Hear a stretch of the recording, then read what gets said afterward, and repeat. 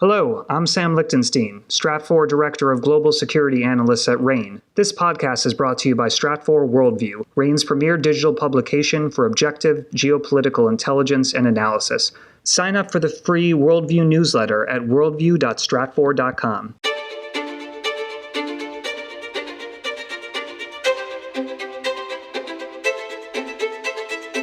Welcome to the Stratfor Essential Geopolitics podcast. From RANE, I'm Emily Donahue. What about those vaccine passports? A number of countries, including in Europe, are looking to make mandatory vaccination proof necessary to travel. Here with some answers is Rebecca Keller. She's the Stratfor Director of Analysis for RANE. Rebecca, thanks so much for joining me. Happy to be here. So let's talk a little bit about these vaccine passports. Vaccine campaigns are hitting walls around the world, right? I mean, even in the United States, some states are at 70 to 90% and some are around 20 to 30%. If that's happening around the world, what do we think the potential is for countries to make vaccines mandatory? Right. As many countries really ramp up and get traction underneath their vaccination campaigns, they're also hitting the wall of vaccine hesitancy. That is, people who are either skeptical or outright anti-vaccine in terms of taking the COVID vaccines, any of them, whether they be the new mRNA vaccines or the more traditional vaccines from Johnson & Johnson or AstraZeneca.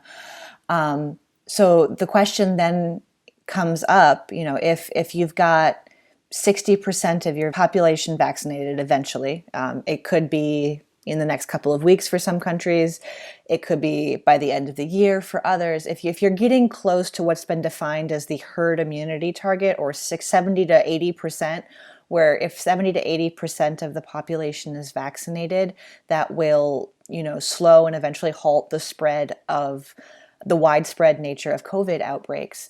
But if you can't get there, if you're stuck at 60%, what do you do? So vaccine passports, I believe a couple of my colleagues or even myself in the past have talked about this, are really a way to incentivize vaccination to allow people to travel. But even if that's not working, if that's not universal or catching traction, there's a lot of questioning about, can countries make vaccination compulsory? Will that action be necessary in order to really, truly end the pandemic?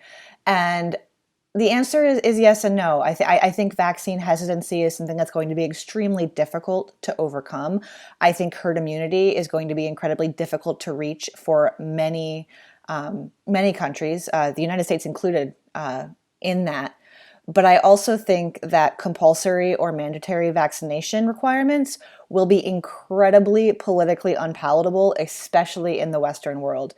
So I don't see Western countries in the United States or even Europe really making it across the board required for vaccines. Now, what we will see, and this is where vaccine passports come in, you will see vaccination requirements for travel across borders. You will see vaccination requirements to do certain activities. I think I read a story somewhere in recent days, I can't quite recall, but was saying that there was an uptick in vaccine appointments in France because the French government was going to require vaccines to enter cafes and to eat out. So making it sort of a necessity to do things that people want to do is a way to sort of get around that compulsory, political, unpalatable requirement.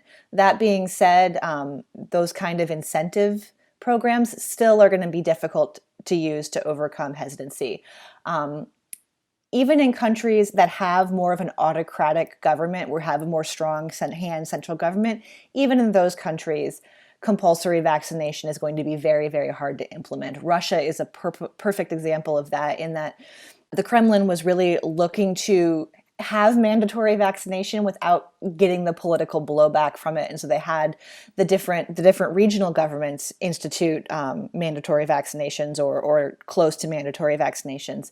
And those regional governments are now having trouble hitting those goals, either because of lack of compliance or lack of supply. So it seems like an easy solution to this vaccine hesitancy problem. It absolutely is not. Hold that thought. We'll be right back. Rebecca, you mentioned the West, and the West has been leading on vaccination rates around the world. Now, how will the emergence of new variants, such as the Delta and the Lambda, change a country's approach to vaccinations? Yeah, I think the Delta and the Lambda variant are really sort of lighting a fire under the need to keep the momentum or increase the momentum behind vaccination campaigns. They're illustrating that this virus has been prone to mutate the entire time we've known of it, and it will continue to mutate. And there's always that uncertainty and that danger that the next mutation could evade the current vaccines. It could be more deadly, or, honestly, it could go in the opposite direction. We just don't know. That being said, it adds that urgency, and it adds that uncertainty, but it still doesn't, it doesn't necessarily change the minds of the populace as you might think. So I think for policymakers and for people who are concerned, for people in countries with lower risk tolerance, we're going to see increased lockdowns to increase, partial lockdowns to wait and get the vaccines up.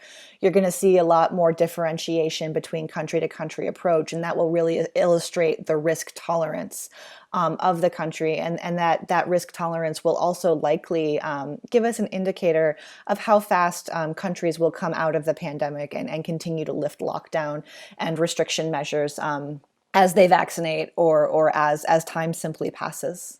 Hold that thought. We'll be right back. Rebecca, we in the United States have a vaccination requirement that varies from state to state, but is generally every person in the country is expected to get a basic round of vaccines. It's been harder to push the flu vaccine, which is an annual vaccine. And of course, there are opt-outs for people for a number of reasons. But what are long-term vaccination requirements regarding COVID starting to look like? I think those long-term vaccination requirements are still relatively unknown, but I would not be surprised at all if booster shots are required on an ongoing basis. I think the takeaway from this pandemic is there's not going to be a clear-cut ending. Especially with vaccine hesitancy and especially with the continued variants. I think it's going to be a calculation of risk tolerance. And so in terms of that, I would certainly expect those that are vaccinated to expect boosters in the coming years. In terms of requirements of vaccinations, I would think that we're going to see almost similar to the flu, I would guess. That's just sort of a gut instinct on my part of seeing, the acceptance of COVID boosters down the line, where it will be difficult to get the same kind of traction we have for, say, a polio vaccine or a measles and mumps vaccines, those kind of vaccines that we get in early childhood.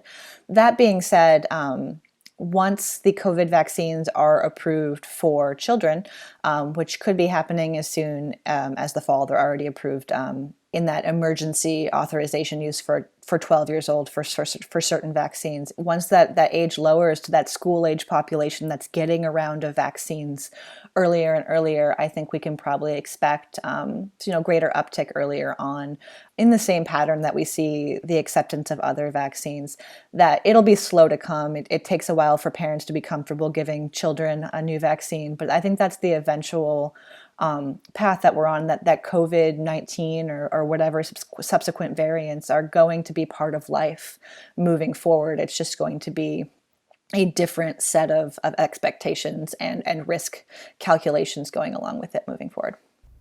And still left mostly up to the individual, it looks like. Yeah, in Western society and vaccinations, I still think it will fall in the greater pattern of the anti-vaccination movement, which is something that even before COVID, Western countries were struggling with in terms of ensuring ample vaccination across populations. We were seeing an uptick in measles outbreaks, for instance, in the United States year to year on certain years because of falling vaccinations. I remember pertussis outbreaks as well. So yeah, I think the anti-vaccination movement will continue and that'll be lumped into that. Rebecca Keller is Director of Analysis for Stratfor's Geopolitical Analysis team at RANE. Thank you, Rebecca. Thank you. You can stay informed about the latest geopolitical events and developments with the Worldview newsletter from RANE. It's full of graphics and analysis from our expert team of analysts. Sign up today at worldview.stratfor.com. That's worldview.stratfor.com. I'm Emily Donahue. Thanks for listening.